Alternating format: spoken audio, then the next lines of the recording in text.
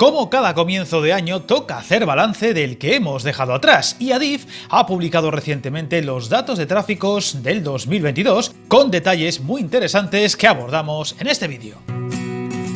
Eran muy esperados y ya se han dado a conocer, y con una gran noticia: los tráficos ferroviarios se recuperan en España, superando los niveles previos a la pandemia, un dato que se ha hecho de rogar, pero que cierran el 2022 con buenas cifras y auguran un gran 2023.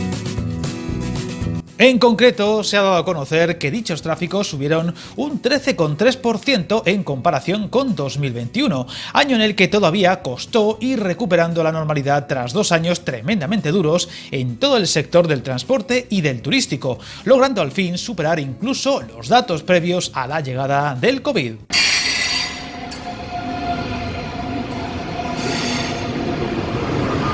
Con ese dato ya de base, concretar que el tráfico de trenes de 2022 ascendió a 182,6 millones de trenes por kilómetro, lo que representa esa ya citada subida del 13,3% comparado con el 2021. En el mes de diciembre, en concreto, el crecimiento de los tráficos de larga distancia de alta velocidad fue del 36,1% respecto al mismo mes del 2021, mes muy importante al haber llegado la nueva marca de alta velocidad Irio tanto a la ruta Madrid-Barcelona como a la Madrid-Valencia, y por supuesto la llegada de la alta velocidad a Murcia.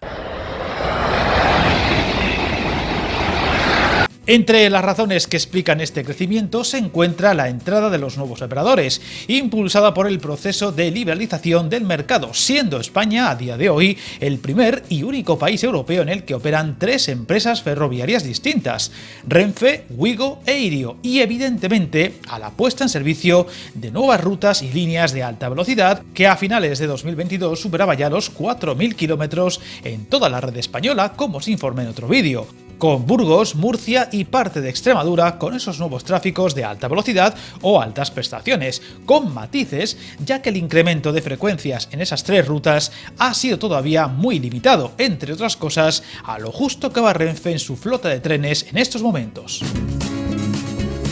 Hay que destacar que ha sido en la larga distancia donde se ha producido el mayor aumento, con un 32,7%. En cercanías e interurbanos, el tráfico se incrementó en un 6,7%, y en el caso de las mercancías se registraron unos incrementos del 5,9%.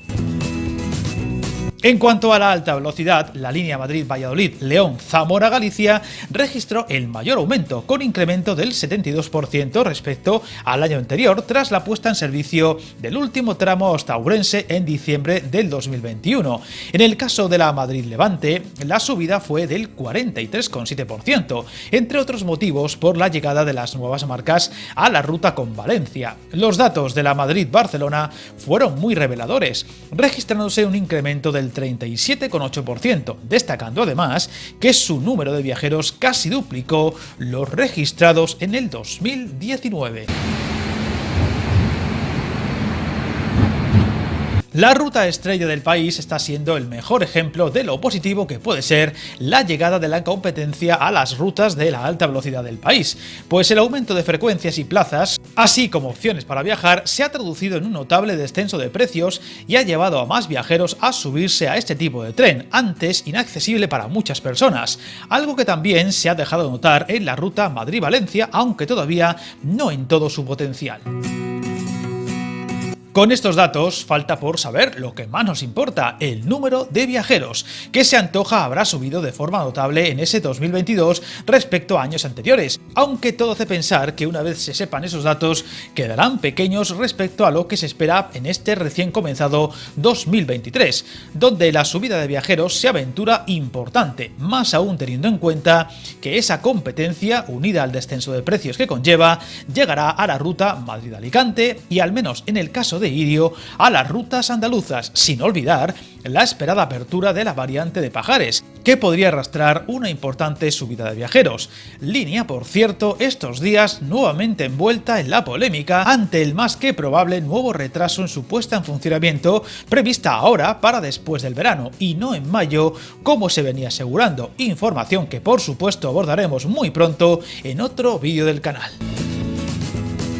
Otro de los detalles que deberían hacer subir el tráfico de trenes y de viajeros en el año que acabamos de iniciar es la llegada de los esperados trenes Abril a varias rutas españolas, la renovación de los Alvia o el incremento de frecuencias y nuevos destinos tanto de Wigo como de Irio y Ablo, los servicios low cost de Renfe, por lo que habrá que estar muy atentos a esos datos de viajeros del año pasado, así como de la evolución de los de este 2023, que parece será apasionante y que por supuesto iremos contando en Viajando Contigo según vayan produciéndose. Suscríbete al canal y recuerda, hasta el camino más largo se inicia con un primer paso.